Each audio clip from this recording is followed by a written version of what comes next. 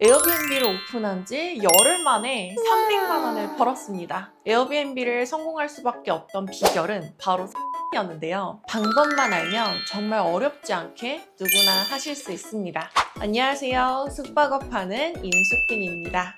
요즘 에어비앤비나 단기 임대 영상들 보면 시작하기 너무 쉽다.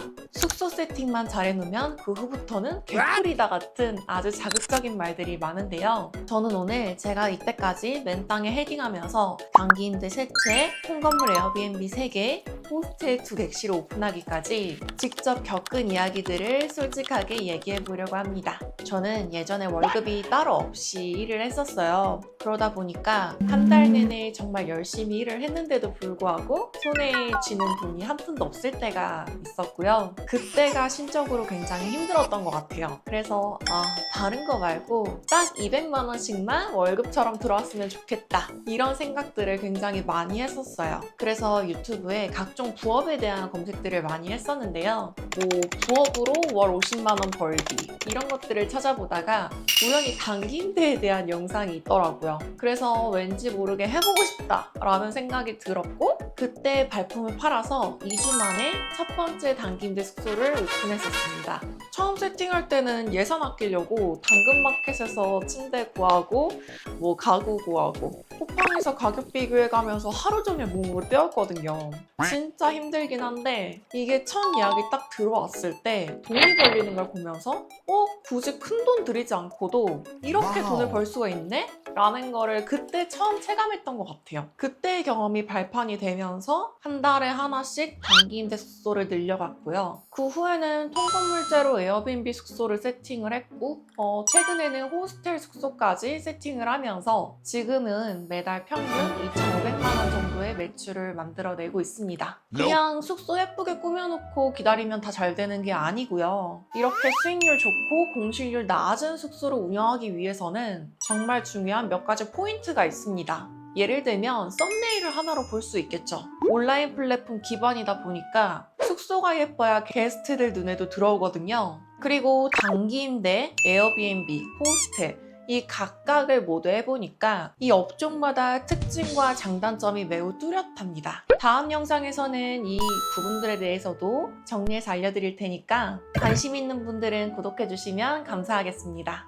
네, 다시 본론으로 들어와서 흔히들 알고 계시는 에어비앤비 숙소라고 한다면 보통 외국인 도시 민박업, 줄여서 외도민이라고 하죠. 우리나라로 여행을 온 외국인들한테 집을 빌려준다 라는 개념인데요. 근데 재작년부터 갑자기 노후 건물에 대한 규제가 생기면서 외도민을 새로 오픈하기가 어려워졌어요. 저도 그걸 어떻게 해야 되나 생각을 하다가 결국 제가 이용했던 방법은 실증 특례라는 방법이었습니다. 이 실증 특례를 활용하면 30년이 넘은 노후주택들도 합법적으로 에어비앤비를 할 수가 있게 되는데요. 그리고 무엇보다 좋은 건 외국인뿐만이 아니라 내국인분들도 받으실 수가 있어요. 대신 단점도 확실합니다. 1년 365일 중에 180일만 운영을 하실 수가 있고요. 특례증을 발급해주는 플랫폼인 위홈과 미스터 맨션에다가 매출의 5%의 수수료를 떼줘야 한다는 단점이 있어요. 하지만 이런 단점들을 다 따져보더라도 제가 그때 당시 바로 실행을 하는 게 맞겠다라는 판단이 들었고 지금 이 실증 특례 숙소에서만 매달 1,000만 원씩의 매출이 발생을 하고 있습니다. 당연히 에어비앤비 한다고 무조건 성공하는 건 절대 아니에요. 요즘 에어비앤비 개꿀이다 라고 하시는 분들도 많은데 솔직히 말하면 정말 개꿀 절대 아니고요. 망하시는 분들 많습니다. 흔히들 이 자리에서 이 입지에서 하면은 100% 성공한다 라고 하는 홍대나 사대문 같은 명소에서도 오픈을 해서 망하시는 분들이 정말 많아요. 하지만 제가 분명하게 말씀드릴 수 있는 건 숙소를 제대로 세팅을 하고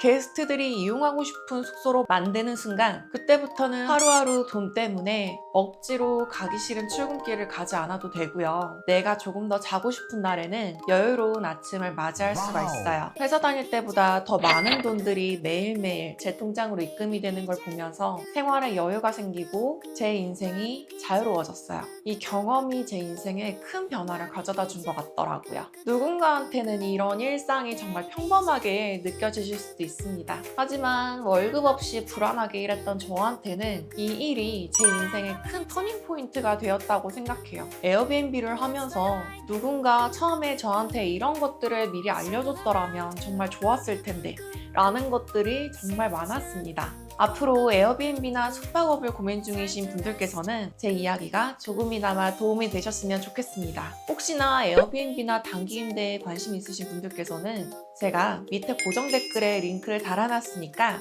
확인해 주시면 좋을 것 같고요. 저는 다음 영상에서 솔직한 이야기로 다시 찾아뵙도록 하겠습니다. 감사합니다.